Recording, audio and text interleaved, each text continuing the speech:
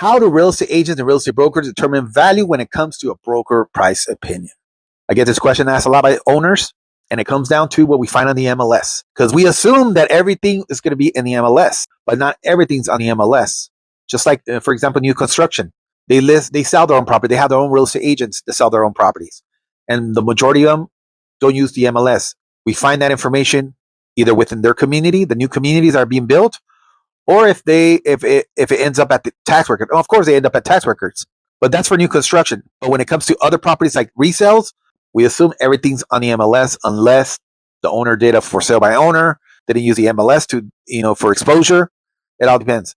And of course, it comes down to 3 listings and 3 solds. They all have to be within 1 mile radius. If we can't find the data within 1 mile radius, then we have to increase 1.5, 2 miles, up to 5 miles. For multi-units, 2 duplex, triplex, fourplex, we don't always find properties within 1 mile radius, so we have to always increase up to 5 miles.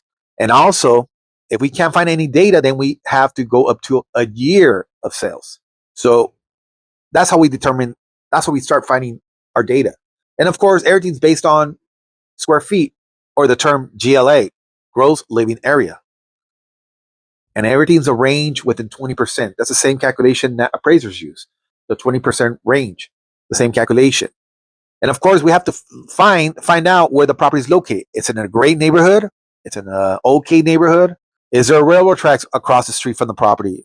Is there a park? Where is it located? Is it behind is it backing railroad tracks or commercial properties? We got to find all that information and write it and put it on the report, because that could determine value on an area. Is it on a property? Is it on a busy street? So we have to write. And then of course, when we do an interior, we have to make sure the property is upgraded. We have to note down the upgrades from the homeowner. Want to make sure we add all that information like that. It could increase the value. Now, if the property is deteriorating or has a lot of repairs needed, then we have to find matching comparables that match the condition of the property. So we have to find all that information to determine our value. And of course, we do adjustments. We do adjustments within square feet, within location, within condition. Everything is there. So now you know how we determine value. The same information is with appraisers. Stay tuned, subscribe and follow.